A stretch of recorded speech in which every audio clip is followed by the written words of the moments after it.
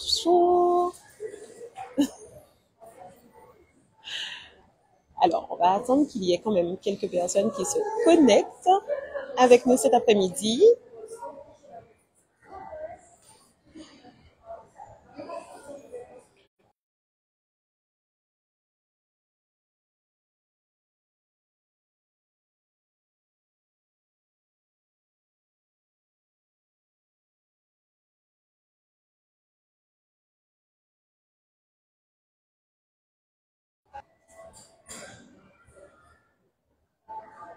Alors,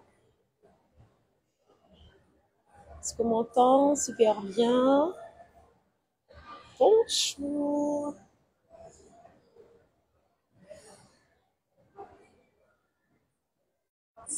Nous sommes interrompus.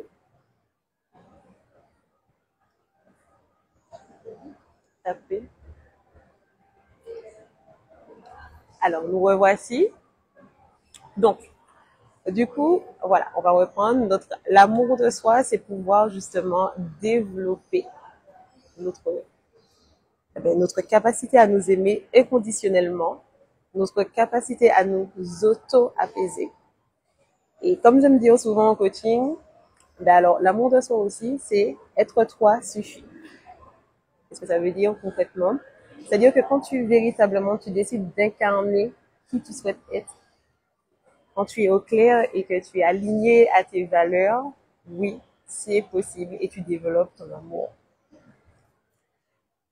Aujourd'hui, je vais vous partager 4 conseils pour pouvoir justement contribuer à développer notre amour de nous-mêmes qui est déjà présent et qui, face aux aléas de la vie, ont un peu de mal parfois à se montrer et puis on doute de nous, on doute finalement de ce qu'on pourrait ressentir pour nous-mêmes. On a tendance aussi, entre guillemets, à se renfermer et donc du coup à penser qu'on n'a pas forcément les capacités, mais tout est là, tout est en nous. Et mon premier conseil finalement serait de se reconnecter à notre être authentique. Si aujourd'hui je vous posais la question de qui êtes-vous, est-ce que vous seriez en capacité de me répondre et de me dire mais je suis telle personne, je suis heureuse d'être qui je suis heureuse finalement de m'en sortir et d'avancer, peu importe les situations, je suis cette personne et je l'assume et je m'aime. Ce serait ça mon premier conseil, pouvoir vous reconnecter à vous-même. Est-ce que finalement, on ne laisse pas plus de crédit aussi aux autres et on a tendance aussi à se faire passer après? Voici les véritables questions, à savoir, est-ce qu'il faudrait peut-être pas qu'on pense à soi avant? Ça aussi, c'est une forme d'amour. Mon deuxième conseil serait nos reconnexions. Est-ce que finalement, on arrive à faire le point? Faire le point sur notre entourage, faire le point sur qui nous sommes, faire le point sur ce qu'on souhaite. Notre entourage, est-ce qu'il contribue justement à savoir, à développer notre amour de nous-mêmes? Est-ce que finalement nous sommes dans un entourage bienveillant qui nous permet d'avancer, qui nous permet d'évoluer comme on le souhaite? Ou est-ce que finalement notre entourage ne contribue pas non plus à développer cet amour de nous-mêmes qui qui va nous brider et on ne pourra pas explorer toutes nos compétences, toutes nos valeurs, parce que finalement, on aura un entourage qui ne pourra pas croire en nous et qui ne va pas nous permettre nous-mêmes de pouvoir croire en nous. Alors, quand je parle d'entourage, amoureux, amical, professionnel, comment on souhaite évoluer justement et pouvoir faire ce tri, c'est important. C'est important de pouvoir avancer, c'est important de pouvoir être aligné à qui nous sommes et à comment on souhaite évoluer et qui on souhaite aussi laisser entrer dans notre vie. Mon troisième conseil serait de s'ouvrir au changement. Et pourquoi pas? Et si aujourd'hui, je vous disais, mais pourquoi pas? Ouvrir le champ des possibles, comprendre qu'on a un potentiel, comprendre qu'on pourrait justement faire tellement plus de choses. Pourquoi pas? Pourquoi pas? Oser le changement. Cette petite voix-là, cette petite chose qui nous donne envie justement de continuer. Il y a quelque chose qui nous dit, mais j'ai envie de faire ça, je peux faire ça, je peux contribuer à tout ça. Allons-y. Allons-y.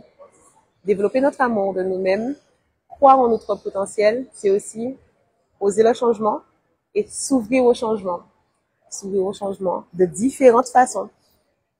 Mon quatrième conseil serait de prendre soin de vous. On l'entend partout. Mais concrètement, qu'est-ce qu'on en fait? Comment prendre soin de nous? Comment enfin se dire, mais aujourd'hui, je prends du temps pour moi. Aujourd'hui, je prends ma journée. Aujourd'hui, je fais quelque chose pour moi. Et le tout, c'est surtout de le faire sans culpabilité. Qui nous sommes? Qu'est-ce qu'on pourrait faire pour nous? On parle souvent de langage d'amour. Quel est notre langage d'amour pour nous-mêmes? Qu'est-ce qui nous fait du bien? Comment on veut avancer? Voilà. Je vous ai résumé 4 conseils pour pouvoir développer votre amour de vous-même, à savoir oser le changement, prendre soin de vous, faire le tri et surtout, les loin des mondes, vous reconnecter à vous-même. Voici les 4 conseils. À travers ces 4 conseils, ce que je souhaiterais surtout vous expliquer, c'est qu'en développant ces conseils pour avoir votre amour de vous-même au top du top, parce qu'on est d'accord, c'est ce qu'on cherche, vous allez aussi contribuer à développer votre confiance en vous. Parce qu'avoir confiance en soi, justement, ce n'est pas juste attendre que la confiance arrive, c'est de pouvoir passer à l'action. Quand on passe à l'action, peu importe notre petite action, quand on fait quelque chose pour nous, on arrive à développer justement des compétences qui nous renforcent, qui nous font comprendre justement que ouais, j'ai de l'estime pour moi, j'ai de la force, j'ai une puissance, j'ai un pouvoir. Et justement, à ce moment-là, je vais développer ma confiance en moi. Et ce ne sera pas l'inverse. Si on attend forcément d'avoir confiance en soi pour pouvoir passer à l'action, pour pouvoir faire quelque chose, on risque d'attendre très longtemps. Alors, concrètement, par quoi on peut passer? Par quoi on peut commencer pour développer notre confiance en nous? Ce que je cherche à vous montrer, c'est le parallèle entre les deux.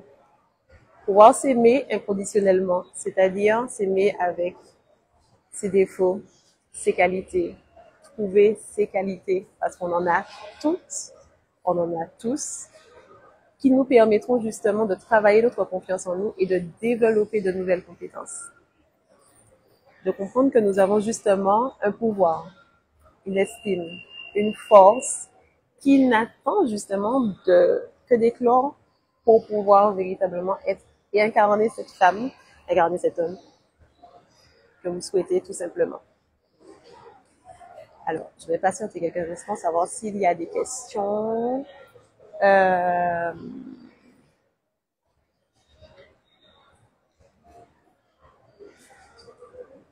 de questions, j'attends.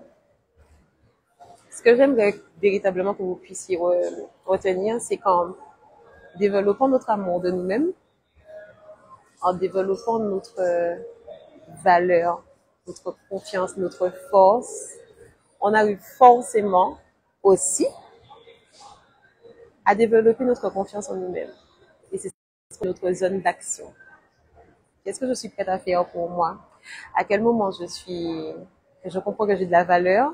À quel moment je décide de me faire passer avant les autres? Parce que pour que mon entourage aille bien, il faut que moi aussi déjà que je puisse m'aimer, aimer qui je suis, aimer ce que je fais, aimer véritablement qui j'incarne. J'accompagne depuis 5 ans des femmes en les coachant et toujours, je ressens avec une satisfaction. Je ressens avec une satisfaction parce que déjà, j'aime ce que je fais. Mais j'aime aussi surtout voir ces femmes comprendre qu'elles ont un pouvoir, qu'elles ont de la valeur et qu'elles arrivent à guérir de leurs blessures, justement. Guérir de leurs blessures pour pouvoir avancer et comprendre qu'elles puissent être qui elles souhaitent être tout simplement. Parce qu'en réalité, on n'a pas de limites. On se donne des limites. On a tendance à vouloir se restreindre par manque de confiance en soi, par manque d'amour parfois. Mais tout est là. Tout est là.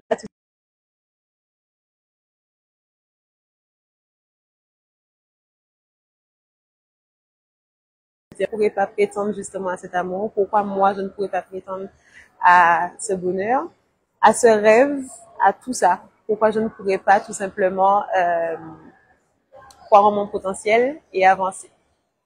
Voilà. Je vous